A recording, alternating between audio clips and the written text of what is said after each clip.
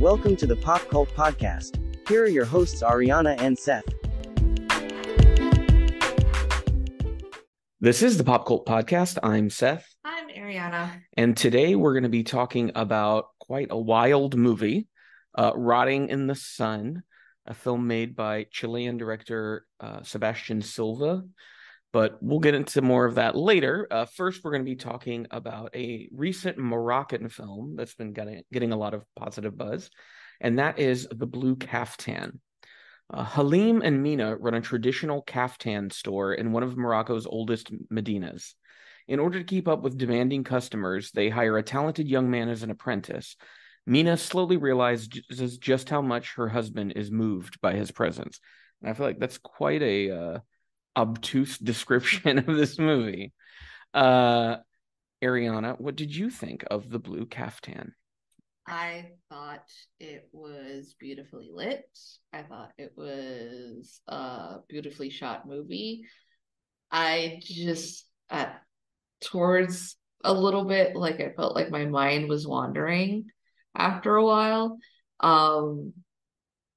I think it's also because like we've seen movies before in the past, which is like based on like Muslim cultures where we see a man who is obviously closeted confronting his own sexuality. Name the other movies you've seen that are like that. Joyland. Okay. That's it.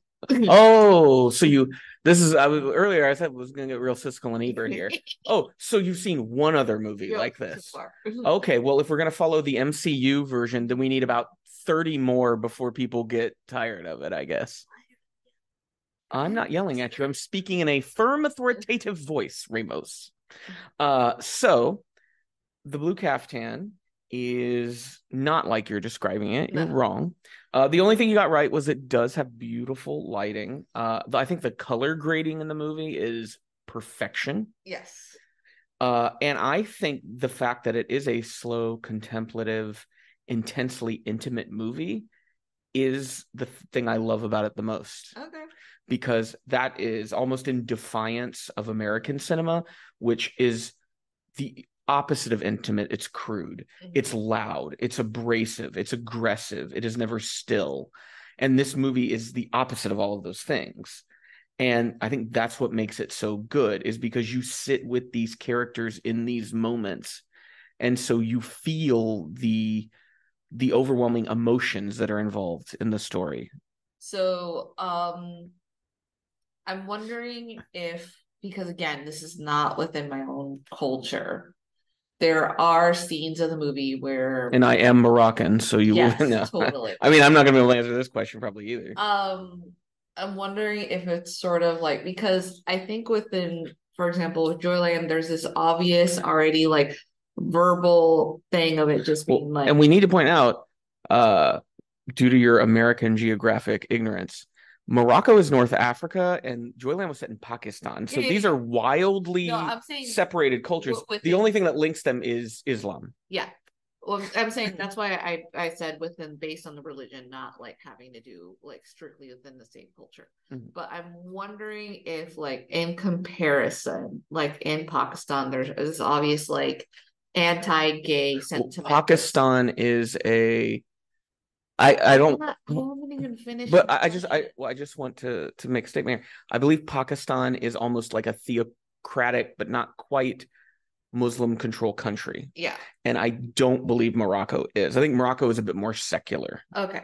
So because within this film there is no moment where we see like a neighbor talking to the wife or something nearby being like, so and so is gay and gay is bad. And there are moments where the husband, Halim, engages in like gay like sex at a men's only bathhouse. So I'm wondering if it's like within like this realm of the culture, it is something that's like you don't want to be out and about it, but it's not exclusively like as earth-shattering as it would be like in Pakistan. Well, I would compare, if we're going to be doing the Joyland comparison, yeah, which I think is an unfair comparison, but I'll go with it. is that in Joyland, there is clearly a venue designated for the drag performances, and there aren't like government officials showing up trying to shut it down. And I think the expectation there is, as long as this is contained within these walls and does not come out, we do not care, right? It's the one sort of what's the word I'm trying to think of? Sort of thing that the Muslims have given up. They've given that one thing. If you can have a building as long as none of us have to see it and it never comes out of there. Well, it's almost like it's underlined as entertainment. Yeah. And none of them are supposed to engage upon these acts. So then back to this movie, The Blue Caftan, where he goes to the bathhouse. Yes. To me, it's probably a similar thing because there's never a scene in the bathhouse where a heterosexual person catches them and chastises them. Or the idea is that, yeah, we know you guys are going to do stuff here, but as long as you do it back in these like rooms in private, and then no one's going to bother you, and as long as you don't bother anyone else, sort of a thing. And so it's the same way that like there were in America before homosexuality was decriminalized, there were tons of gay bars and gay clubs. It wasn't a rare thing. Every city had at least, probably half a dozen of them. And for the most part, the authorities just turned, and didn't look. And only when they wanted to exercise some sort of political power and kind of throw red meat to their base would they then gin up the gay panic crap. Yeah. If they wanted to be, anti-communist, they would start associating homosexuality with it as a way to like go after both. And so that would be my assumption about what's going on here is there are not people that are like out and open in these communities, but you can be queer and not bothered in these spaces. That's still not fair, but it's like, that's what these people have in these cultures. Yeah. That's what they got. And that's what they're used to. It's what they've grown up with their whole lives, sort of a thing. So I think that one of the things I liked about this compared, and if we're going to continue with the comparison with Joyland, was the role of the wife. Because I think we have two very different wives. Because they both have very different arcs. In Joyland, her arc is simply she has never gotten to, or she's having what she has come to know and her freedom and her autonomy stripped away from her in Joyland. Yeah. And that's her arc, is how does she react to that? In this movie, that is not the arc at all. The arc is Mina and Halim are married and they genuinely love each other. They are a loving husband and wife. He is devoted to her. She is devoted to him. The thing is, I think he's bisexual. I don't think he is just gay, because I think he does love Mina. But I think because his the same sex side of his attraction has been suppressed for so long, that is what he desires now, because it's a part of him that he's always kind of hidden and pushed down. Yeah. And when he meets Yusef, who comes into the store and starts working, and it's very clear that Yusef is a queer man, it starts to unsettle Halim, and he wants to be his full self, which is a man who loves both women and men. Yeah, because I feel like in the film, and let me know if you pick this up, there had been past apprentices that came through and that they quit because they got a better paying job. But also by mistake, Halim had been infatuated by them. And that she was kind of like waiting Yosef out almost. Because I got the sense that Halim would be the ones to drive these men away, because the way he treats Yusef when he first begins to realize he's attracted to them is very cold, very distant. He does not want to interact with him. And so I appreciated that, because in, the Western version of this, she would be this harping shrew. Yeah. And she would be the one running the men away. When in reality, she loves Halim and she just wants Halim to be happy. And she hopes that she can be a part of that happiness. They don't have any children, so there can be implications from that maybe he isn't attracted to women. I don't know. But I read the film as he genuinely loves her. Like, he is not faking that. Yeah, it felt within the film, whether it was an intentional thing or not, or if it was done almost by drama, that it, and like at first you're kind of wondering if is she doing this to seek attention, Mhm. only to find out that she is not doing, like, she's She's ill. genuinely ill, yeah. Every time he has a gay sexual encounter, the next couple of days, she's ill, she can't get out of bed. And so I think the film does this clever thing from my observation of she is like, you can read her as a shrew only to find out that no, she's always been in defense of her husband. Yeah. And like what it had Like she occurred, never forbids him to go. no. And like there's also this moment where there is a hint that she had been sick because one of the customers that, the blue kofta stops and asks her, the person who's going to buy the blue kofta stops and asks her, Caftan. hey, how are you doing? Mm. And she's like, I'm fine. And But she's had breast cancer is what it yes. is. And this is basically she's relapsing. Yeah. And so at first you can read her as being almost cold and distant because she's kind of like telling her husband, you need to pick up the pace, we have bills to pay, you need to like get more work done. And then also her falling ill, like any like the two like encounters, only to find out that she's actually been sick the whole entire time. And I think it's not just an unlayering of him as a person, it's like it's an unlayering of her as a person from what you're supposed to read from her from the outside only once you start slipping in. Well, because we as the audience are prejudging her based on what we think this movie is going to be about. Yeah. And the film subverts those expectations because it's not about a wife demanding that her husband pick between her or his, gay lover. It's her going, but he is a man who's attracted to other men. I don't have a right to tell him he can't do that. Yeah. Like I wouldn't allow anyone to come to me and forbid me from being who I am. I can't do that to him. And I love that because it goes against all of the expectations you have. Like we've been watching The Bear lately, and we're on season 2. And I love that there are moments in The Bear where I am so versed in the tropes of like television and movies because I've watched so much of them that I think I know what the show is going to do. And then it doesn't. Where you think there's going to be a conflict between two people, the show goes, well, if there is a conflict, we're going to resolve it here and then move on. Or there's just not a conflict at all. Like in reality, most people don't have big dramatic blowups in their lives unless they have really repressed something and it's just completely gone off the rails. Well, most people are either non-confrontational or they are just like, we need to sit down and talk and we need to just figure this out. I think it's also the removal of needing to be in competition with other people because like in The Bear, they're just sort of like, I stopped competing and I just started focusing on what I was good at. And like that person is happier because of this.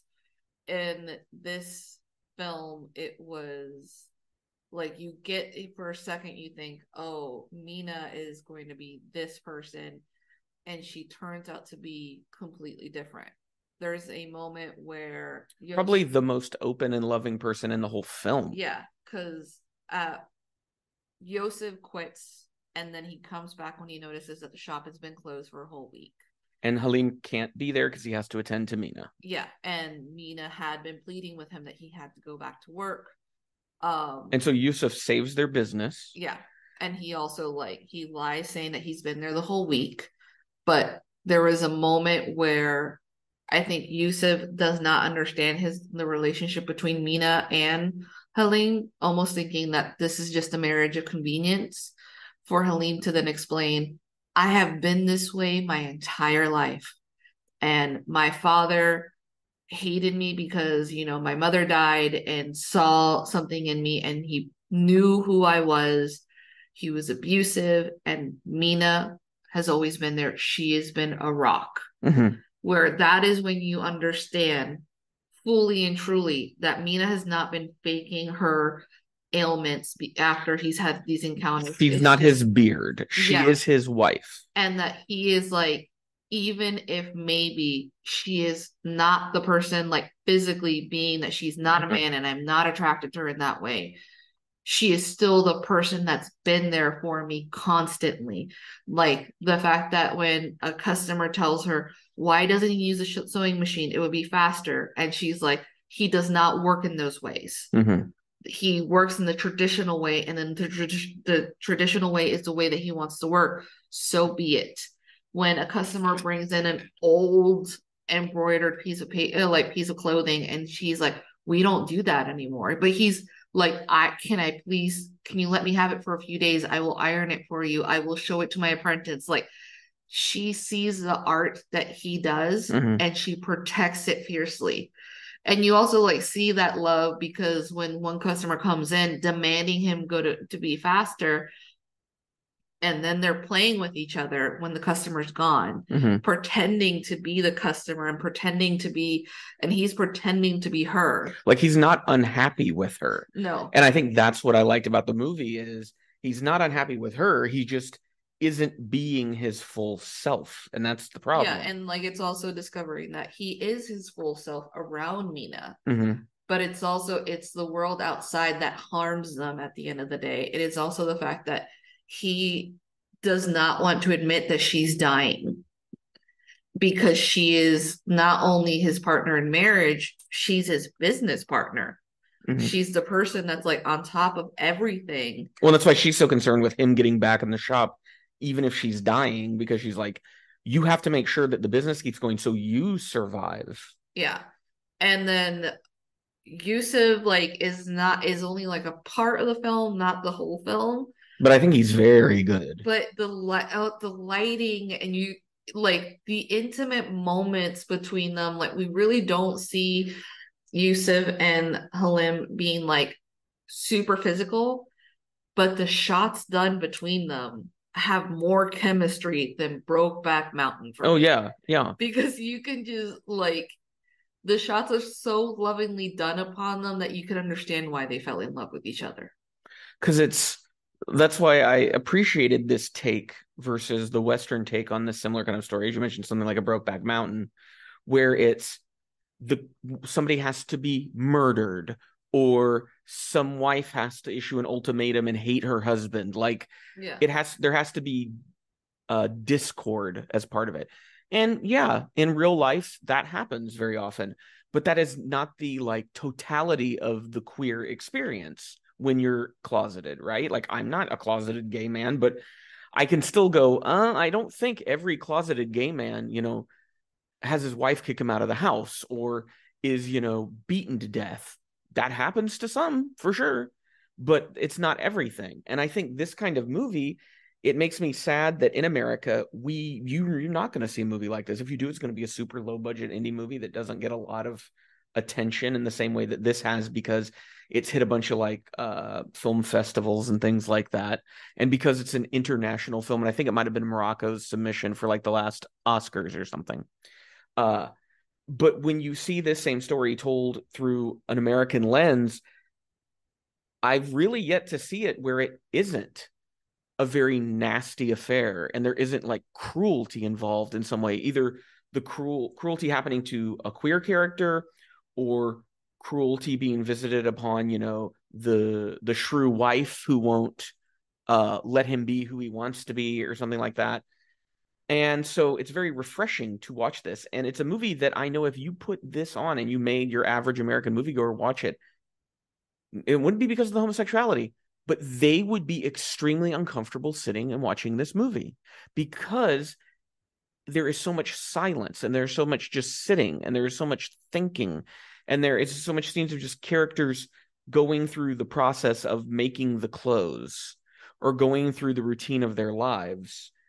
But there's great beauty in all of those things. Like this filmmaker, she is a female director and writer, Mariam Tozani, I think does an excellent job of taking the mundane and making it feel very like potent. Like, yeah, because this caftan shop doesn't just feel like some, dingy little place where they sew things. It feels like magic is happening inside of there. Like they're making something of like wondrous beauty. Yeah, especially when you see the techniques that are being brought in, that you watch like Helene try to explain to Joseph the importance of the embroidery because he's learning how to do them. So he's explaining to him of like the symmetry that needs to be like brought together. Mina's knowledge of like the color palette of what works, what doesn't work. And it does feel like once you step into the shop, it is something completely different because all the coloring that's in there, even Like the lighting between like the front of the store and the back of the you want to store. compare it to Joyland, the opening scene of Joyland, where he's has the sheet over him and he's like the ghost. Yeah. And you compare it to the opening scene of this, where it's the blue fabric. And what both films do so well is they get across the texture of an object on film. And I think that's an incredibly difficult thing to do. It's become much easier with digital filmmaking because you can have high definition, but you also you have to know how to light, you have to know how to color grade, you have to know how to do all these things to make it feel like, even though I can't touch it, I know what it would feel like if I could reach in there and touch it. Yeah.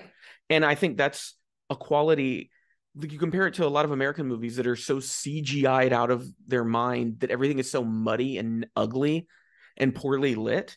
And then you look at something like this and it just feels luminous. It feels like something more. Yeah, and it's really sad because it's not as if like America lacks the ability to make independent films that could look like this. Technically, they could make a movie like this, but they're not doing it because like their sole focus is let me get one big star so the promotion will be easier, or like the story could be better. But there's, like you said, there is routines. We watch the routine of Helene, for example, helping Mina get dressed before bed. We watch the routine of Mina like every morning, like around 5 or 4 o'clock in the morning, she gets up and prays while he's like working on stuff like embroidering. Like, so you actually see like the differences between them, where there are times that the prayer's going on and you can hear it, but they're still doing their tasks. They're not stopping. I wanted to think about, how often do you see and I'm talking about like a Hollywood movie. You can probably find indie movies that do this, but a Hollywood film in which a working class person's daily process of labor is just shown on film and presented in a very beautiful way. It's super rare. We speed through things in the mainstream films in America. We have these act structures and plot structures and these sort of plug-in formulas, and then we expect a certain burst of action every few minutes. And even in dramas, like, we expect there to be big melodramatic reveals or twists and crap. And I think that's a dehumanizing kind of cinema that's happening in Hollywood. I just finished Hollywood and Oral History, which is like the 700-page book about from the silent era to the present, using interviews done with people that worked in every level of the industry, and then kind of chopping it up in chronological order so you can follow the growth of Hollywood. And when you get to the end, the biggest refrain is that art is not made here anymore. Art used to be made in Hollywood at a certain point. Now, it was still very commercial, but it was still, you could classify it as art because they were allowing people who had a vision to make something that they cared about, and all the people involved really cared about. But now they talked about how many, this company absorbed this company, which absorbed this company, and we can see it with Warner Discovery. Like, Warner Discovery does not make art. They are not capable of doing it because the entity that they are was not designed with the creation of art in mind. They were designed with the goal of mass wealth extraction from people by selling them content. That's what it is. And so the easiest way to do that is to hit the nostalgia button, to overstimulate, to allow people to numb themselves to life. The review for Gran Turismo that I wrote, I talked about American cinema is being able to settle into the amniotic fluid of numbness, where I feel nothing, I learn nothing. I just have bright lights and loud noises, and then I come out of the theater and it's as if nothing had happened to me at all. The one thing I do want to remark on this film, which I found very interesting and still kind of like needling in my head, is the sound. Yes, yeah. The sound. All right, so if you're not used to these type of movies, you might hit pause a few times. It did happen with us, where we could hear like children playing music in the background. Like, people just building, and it is this layers. Like there's layers of sound, because I feel as if they really wanted to make clear how it feels to live in that city, and how you, even if maybe you feel alone or you feel isolated, there's constantly something happening in the background. And I want to like at the least mention it to show like appreciation, because it did remind me at the least like when I lived in Puerto Rico and you visited, where it's just like the windows are open, it's warm, so you hear everything that the whole street is doing, and it's constant. And I thought that was so interesting. And I want you to think about how it gives you a soundscape that reminds you you are in a densely populated place, yet the film is able to be so like intensely intimate. Yes. And that is a hard feat to pull off. And because I know last night you complained a little bit because you said, oh, everybody was just like whispering so much. Or I think you said like, oh, it's hard to hear some of the people talking. And Yeah. But I think that's part of it is he does not want to say these things with his loudest voice. He's scared to say them that loud. So that's why someone is listening. The funeral march at the end of the movie is the end of that silence. He may not be speaking, but through his actions, he's being very loud. Yeah. But I think it was a very good film. It makes me very interested in this director because I've heard, when I was looking up things about this, they kept mentioning another movie she made called Adam, that is something about like a baker in Morocco. And they were comparing the process work in Blue Caftan with the fabric and the embroidery with the baking process in Adam. So I think this director is I wouldn't be surprised if she's a socialist. And I think one of the great things about socialist art, when it's done by someone who really has an appreciation for labor, is they make an effort to show that labor and celebrate it with their camera. And I think that's important. And it's something that is lost in the United States. Think of the professions that are most common in American movies. It's like lawyers, doctors, cops. They'll be not graphic designers. Yeah, and we never see them. Or like executives, ad executives, I think have a lot of, but it's like, that's not us. Those are not our jobs. That's not even like close to the majority of the people that are working in America. Like, you know what there's a lot of in America? There's a lot of people who, tailor clothes. There's a lot of people that work service jobs. There's plenty of stories that you could mine from that. And there's plenty of, even someone who works in McDonald's, even that job has become like such a butt of a joke at a certain kind of economic tier in America. But there is so much process that goes in. It's very mechanized, and you have to get into that process. And it's why, that's why I brought up The Bear when we're talking about this, because that's another show that to me is subverting our expectations about how labor is presented in media, in that this is not a competition between these people, that they are a collective. Mm-hmm. They are working together.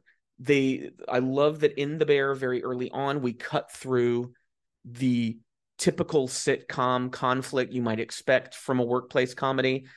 And it's people are just like, oh, we don't know each other that well. We probably just need to spend time getting to know each other. Yeah. And then through that, they're able to move on to show us like the beauty of the process of the labor that happens here. Yeah. And so, I think the Blue Caftan, have I turned you around a bit on the Blue Caftan from where we started? I know you didn't hate it, but you just weren't that excited about it. It's sort of like my ideas will shift because a lot of times we'll have the deeper conversation in the podcast. It's sort of like a fire. We talked more about it, and I realized, I really did not like this film. The more we talked about it. Oh yeah, a fire. Ugh. And then we talk about this film, and it's not like my feelings towards it were towards mid, but it's because it's like, this is a film that unfortunately I would not be surprised if an American person came in and did an adaptation and then ruined everything about it, not understanding like the little things that made it special. Yeah.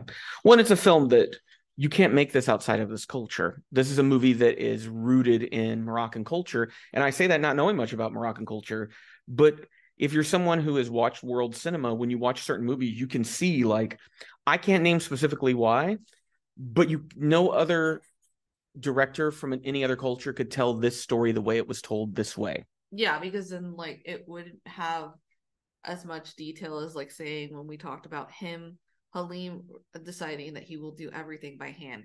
I can't think of anything within American culture, at the least thread-wise, and like they're gonna use a sewing machine.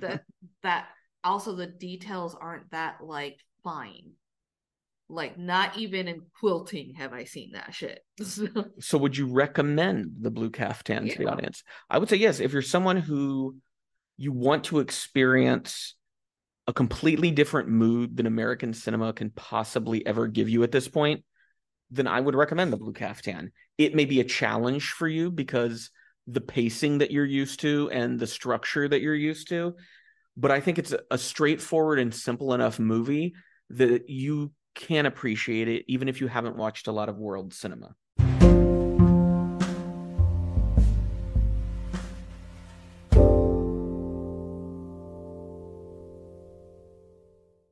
Rotting in the Sun is a 2023 American comedy thriller film directed by Sebastian Silva, who also co-wrote the screenplay. Sebastian Silva stars as Sebastian Silva, who meets social media influencer Jordan Firstman, played by Jordan Firstman, at a gay resort. When Firstman comes to visit Silva, he finds his host missing and attempts to figure out what happened to the director. The first question I want to ask you, Ariana, is how many dicks do you think you saw watching this movie? Maybe like 50? That's a lot. Maybe 100 is a lot. I don't think I've ever seen this many penises outside of an explicitly pornographic film. Mm-hmm. And this film does include gay men having full-on sex. Now, you don't see the nitty-gritty details, but it's not like up close the way. Like, in the distance, you'll see it's two guys fucking, and it's happening, and it's real. Yeah, it's real. There is penis in mouth briefly. Yes, we do see that. So if you're squeamish with that, I would ask you, why are you gay and you don't want to come out? Because as a straight man, I thought it was silly in the way that it was presented. Yeah. Because not once does it ever feel arousing. It feels anxiety inducing, even though Sebastian Silva is gay. There's sort of this weird anxiety he has about interacting with these naked men at this resort that he's at. You mean like he feels it, or he feels it? Okay. Where I think he's not comfortable, not because he's not comfortable with gay sex. His headspace is really weird, and because that's the thing is, we'll jump to the movie. When he shows up at the gay beach resort with his book about suicide as he's taking notes, like I think that's part of the comedy of it is, why did he come here? He doesn't want to really interact with anybody. He doesn't want to hook up with anybody. It's just he was like, oh, I want to be in a place where there's like happy gay guys, even though I'm completely miserable. And it doesn't make him feel any better. No, I think it's an interesting film where I don't really know if he's wanting to talk about social issues. No. But it's like he brushes against them in a way that you kind of can't ignore it. This is a movie about self-mockery. Yes. He's playing a version of himself that's making fun of himself, and Jordan Firstman is playing a version of himself that's making fun of himself. But let's talk about Jordan Firstman, because I had no idea who the fuck. Well, let's go back even further and talk about the structure of this movie. Yeah. This is 3 movies. Yes, it is 3 movies. There is 3 episodes. There's Sebastian Silva, his part of the movie, which is like the first 30 minutes or so. And then the last half of the movie is split between 2 movies, which is Jordan Firstman coming to Silva's house and investigating. And then Vero, who is Silva's housekeeper. Yeah. Dealing with the biggest mistake she's ever made in her life. I won't go into any more details on that. I think that's what engaged me with the movie so much I had no idea where this movie was going to go. No.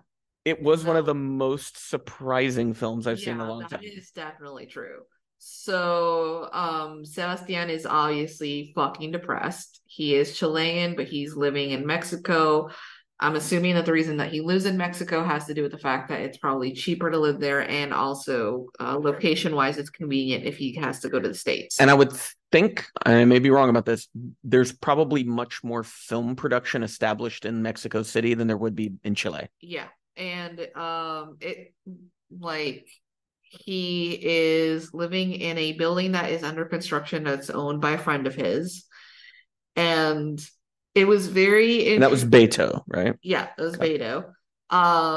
He is constantly talking about wanting to commit suicide, and his friend Beto is like just kind of like joking that he should do it, just get it over with, kind of thing. He discovers pentobarbital, which I think is a drug they use to euthanize dogs. Yes. And so Sebastian becomes obsessed with it. The only things he keeps in his freezer are like ketamine and some other drugs, like sleeping pills or something. He keeps a roll of toilet paper in there too. Yeah, oh yeah. I love the comedy of that, where this is a guy who won't admit he's an addict, but there's nothing else in his fridge. No. And then there's just weird objects in there too. And then there's this there's like these layers of sadness about the whole thing. But it never stops being funny. Yeah, because it's like the layers of sadness is he is very fucking depressed. He has a friend who's kind of like whatever about it. There's like this clumsy like cleaning lady who's trying to keep her job, and she's not very good. And like she is really bad. It's like I think it's a mix of like not being good, and then I think it also has to do with the fact that none of these people are very clear to her as to what's going on. And she has such a nervous personality because I think that it makes you anxious watching because her. I think it has to do with the fact that like since nobody's telling her anything, and then she gets like reamed out for not knowing certain things, but she's supposed to keep doing these like jobs. They do a very good job of giving her reaction shots of her getting more nervous and worried, but not really knowing what actions to take, because she sees, Mr. Sebastian, he goes to the fridge and then like snorts a little tiny spoon of ketamine in front of her. And then you just see this kind of look on her face of sort of, And then she does a whole thing where she tries to act like the dog got a hold of one of the little baggies of ketamine. To make him stop doing it. Well, that's not doing anything. That doesn't motivate him. He just like just scolds his dog. And so that's like the whole first half of the movie is just Silva going from this place to that place back to his apartment. He feels very he feels like he has ADHD, like he can't sit still, but he's not happy anywhere he goes. He takes a ton of drugs, and he's upset when like his friend Beto comes with a photographer who's supposed to like take pictures of his art. There's also like minor degradation towards like people of like poor people, because for example like his friend Beto and him are talking, and Sebastian's like, why should I have to work? Like, this is stupid. I don't want to work. He's like, because he's depressed. He has no motivation for anything. And his friend is like, why? We have to work. So we aren't poor. Shot to Vero, like the cleaning lady who is poor, that was employed by them. Exactly. And is having to listen to them complain when they have like these fluffy little jobs.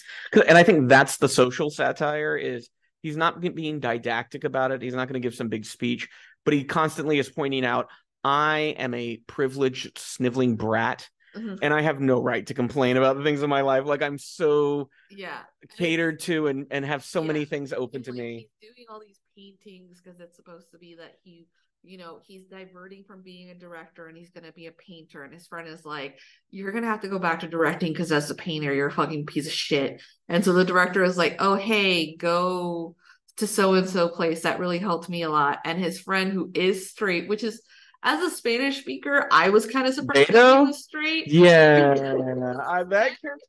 Well, because he's constantly hinting that he wants Silva to invite him over when he's having gay sex. Like, I don't think he's straight. I think he's bi-curious or bisexual or something. Like, that's, Because, like, at one point later on, there's a conversation with Jonathan on the phone, and he's like, I'm straight. And he's just like, okay. Jordan, you mean? Yeah. Oh.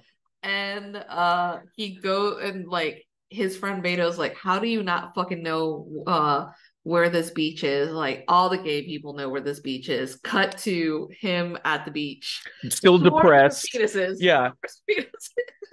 But he's sitting in his beach chair with his book about why you should never have been born, I think was the name of it.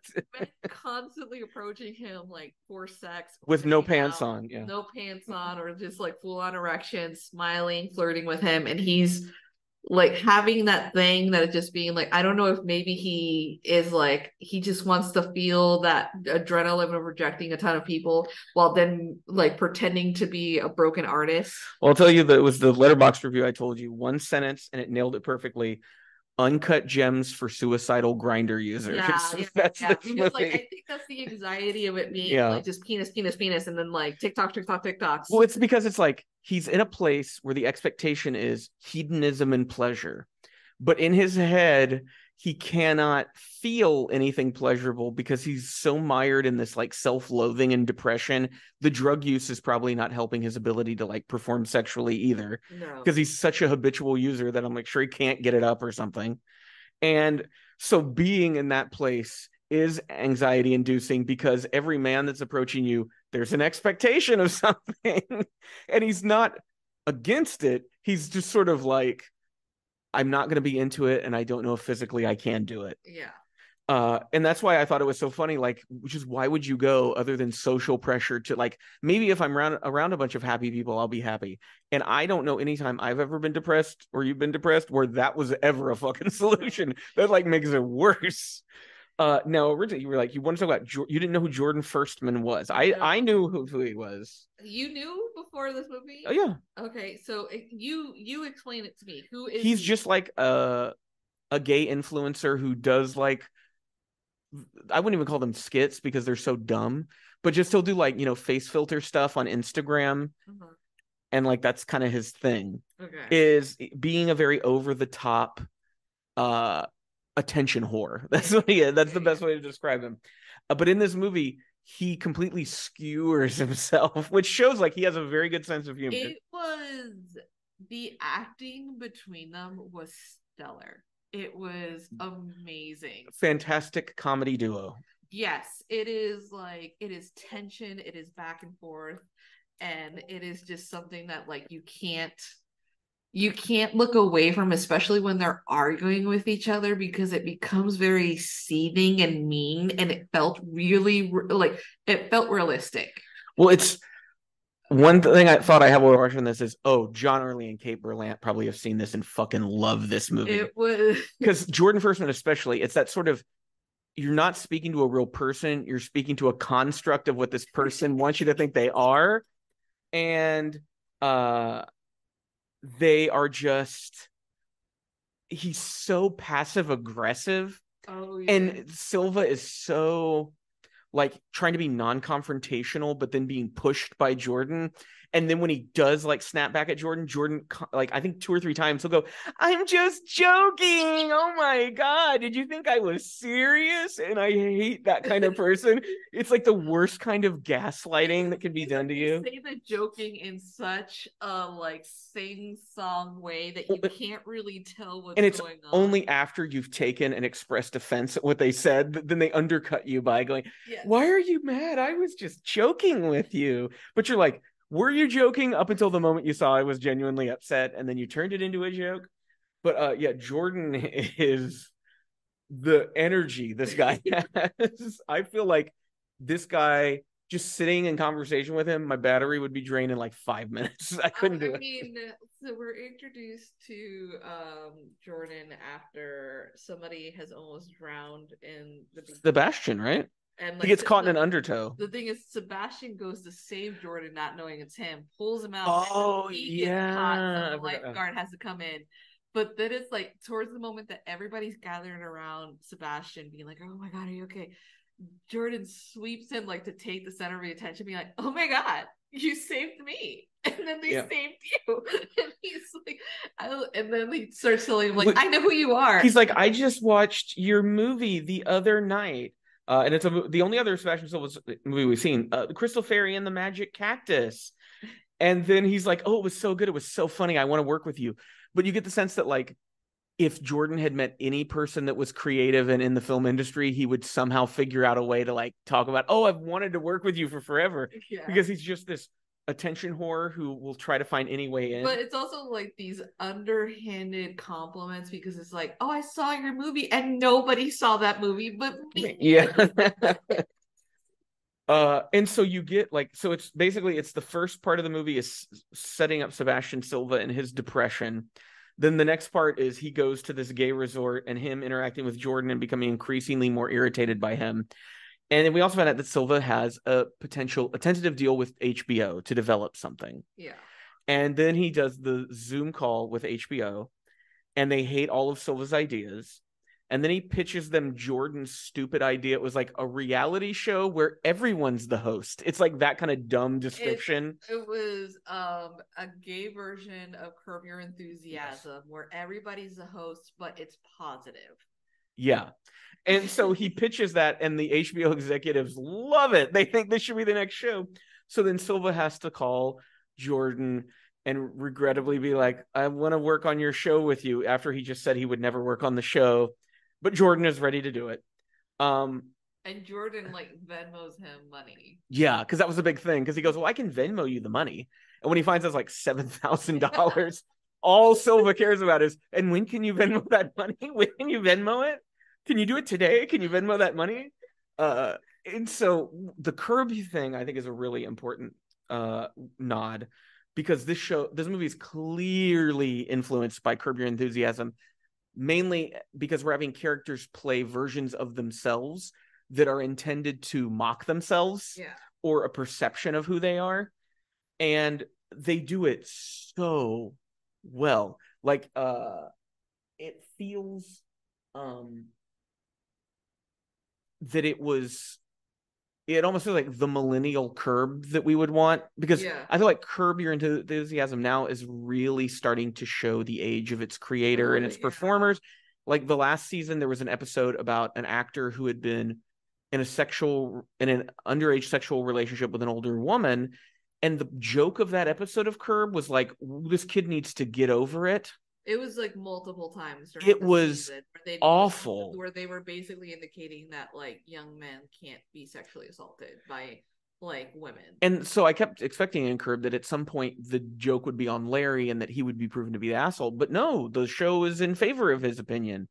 And that really kind of turned me off to Curb, because I just thought that's the completely wrong take. This feels like something that would not take that route. That would be a little more aware of, consent and what's appropriate, even though it is such a sexually aggressive movie. I really I think I love the parts later on in the film where people will be like, oh, and have flashbacks of shit that they see their face. Being like, oh shit. Yeah. Like, of all the things they were saying to be edgy because it was a private conversation, and they're like, oh no, I shouldn't have said that. I don't want to talk about the twist, but I do want to talk about Vero, the housekeeper. What did you think? Carolina Saavedra, she's also a Chilean actress, so it's somebody who probably he knew early on in his career. Or has watched her in other stuff. What do you think of her performance in this movie? She played it so well towards the edge of comedy and towards the edge of like pathetic and sad, that like she's a character that you would see in like telenovelas, that you would probably be like, oh, the bumbling, like, yet good-hearted housekeeper that works really hard. And, even though she's poor, we need to, like, be okay with her and support her. And no one, like, fucking gives her, like, a moment of peace ever in this whole thing. And it's, like, she might be shown, like, a few drops of, like, concern by Jordan, but even then, like, he's very suspicious. He goes back and forth on her the whole time. It's suspicious because he thinks that she and like Sebastian have been colluding behind his back, that she's helping Sebastian hide from Jordan. And I think it's also like it's such a show of how much maybe he's into like reality TV shows, of thinking like, oh, they're colluding against me, not understanding that something works as well. Jordan is clearly like a drama magnet. Oh my God. The character Jordan. And so he wants there to be intrigue. He wants there to be conspiracy, because he constantly gets on Instagram and does Instagram lives where he's like, guys, so I found Jordan's phone and wallet, so I know he's around. And he's like, Jordan, if you're out there. My favorite was like at some point when he's like, someone just help me find my husband. Yeah. Yes. The way he escalates that relationship of, oh, he was drowning, Sebastian saved him, and then a lifeguard saved Sebastian. Then he's like, oh, come to this party. Then he's like, let's make a show together. Then he's like, oh, I want to come to your house. And Sebastian is very insistent on, oh, you can sleep on the couch. I'll bring a couch down. Yeah.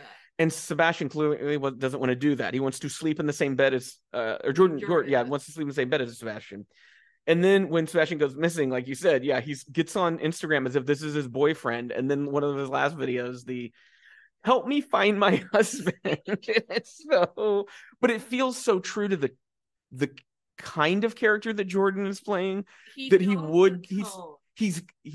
loving the drama and the fantasy of all of this. But even then it's funny because afterwards he's talking about like how many followers he's gotten since he's been asking for people to find his Sebastian, and like how he feels sick to his stomach, but then his friend is like, honey, just take the money and run.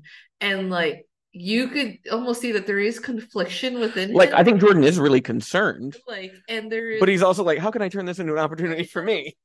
It's almost like you think he's gonna start to realize how, like, honey, you're surrounded yourself with a ton of toxic people, but he can't stop.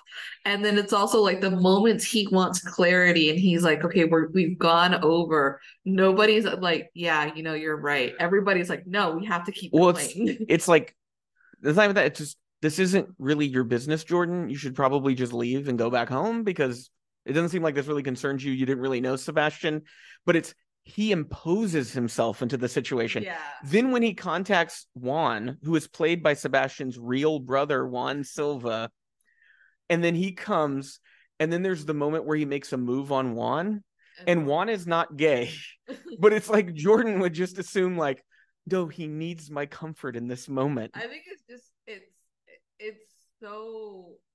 it's so interesting because it's just sort of like there are moments when you're watching Juan and Jordan together that you're kind of feeling that Juan is flirting with him, but it is a little. But I think it's just Juan is just trying to like relax and be in the moment and not be in fear as to what has happened to his brother. But it's a fun yet fucked up film. Yeah, in where it's going to be reeling about it for a while. It's intense, but it is very enjoyable, and it has so many tonal shifts. But those tonal shifts don't ruin the movie. They kind of like add more layers to it. Yeah. So by the time you get to the end, there's all this stuff going on. I love the translation app that Jordan uses when he's trying to communicate with Vero, and how there's some foreshadowing there because it will mistranslate a word here or there. And there's this wonderful moment near the end where Vero she lets everything out. And then when Jordan plays back the translation, it's incoherent gibberish. She talked so fast and spoke so much that there wasn't a break. And she's walking away and he's not even bothering to stop. And you just hear this like nonsense coming out of his phone when like we've seen through the subtitles this heartfelt admission and this like pouring out. And then he's sitting there and it's just like, I went to the market and I'm sad. My dog kissed me. And you're like, what? What is all? Yeah. But it's not a comedy that will be for everyone. No. Would you recommend Rotting in the Sun to our audience? Yes, I would. I think if you like the movies we like. And bring out a counter and let us know how many people. Yeah, because we did not formally track, but there was a lot. Like a lot. And I would say this movie officially has an overwhelming amount of penis in it. Wouldn't you say? Yeah. And I mean, and it's designed to be overwhelming. Like that's the point. I think that's the point. I do love uncut gems, but for suicidal grinder users. And I think like it does have that Safdie Brothers energy, but done like pure comedy. Like it never really takes itself seriously. And I think that's such a wonderful thing because it shows you how we get so settled on a certain tone or a mood being associated with a genre. And I don't think that's the case. I like sort of like Full Time, the way it took the tone of a Bourne Identity movie, but it was a very social realist movie about a woman just trying to keep her job. Mm-hmm. And in this, it's just a movie about a depressed gay guy and then a gay influencer and their sort of conflicts with each other. But it's done in the style of just a fast-paced, tense Safdie Brothers anxiety-inducing movie. And it completely works.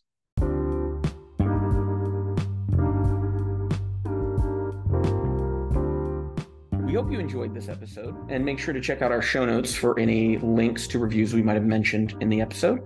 Also, links to our website, popcult.blog, where you can find all kinds of reviews for television, movies, comic books, even solo tabletop role-playing games we're doing on there now. We do want you to make sure that you subscribe wherever it is you listen to podcasts so you'll be notified of new episodes when we put them up. If you go over to popcult.blog, you're going to find that we're wrapping up our September series, which has been Noir Masterworks. We're looking at some of the great pieces of film noir, certainly not all of them, just kind of a first overview with plenty of chances to come back and do another series eventually. For this final week, I'll be posting reviews for Fritz Lang's The Big Heat, Kiss Me Deadly, and Touch of Evil. And so I think these are three of some of the best that we watched the entire series. We'll also be continuing our look at Alan Moore's Saga of the Swamp Thing, as well as other reviews. For the podcast, our next episode, and I've been keeping track of this, is going to be our 100th episode of the Pop Cult Podcast. And we have something very unique and very special planned. Something we've never done on any episode of the podcast before. So make sure that you're here for that. Following our 100th episode next Sunday, we will be taking a 1-week break. And then when we come back, we are going to have 3 episodes in a row dedicated to horror in celebration of October and Halloween. If you enjoyed the blog, if you enjoy the podcast, we would ask you to think about supporting us over on Patreon. We have lots of different levels that you can pick from. I want to thank our current patrons, Morphine, who donates at the $3 sneak preview level, and then Becca and Matt, who both donate at the $10 writer's room level. If you donate at that $10 or higher level, you will be able to pick one movie a month for us to watch and review, and if you want, you can even add your own thoughts to that review. If you subscribe at any level on the Patreon, you get access to exclusive podcasts that are only available to Patreon users. Occasionally, we might release some of those over on our regular podcast feed, but to get all of them, you're really going to need to subscribe to that Patreon. And I will let you know that coming up in just a few weeks, Ariana, I will be kicking off a new patron-exclusive podcast where we're going to play through a GM-less cooperative role-playing game type scenario that we are going to kind of build from scratch up. So I don't think you're going to want to miss that. I think it's going to be a lot of fun, a lot of laughs, most likely. Well, until next time, keep listening.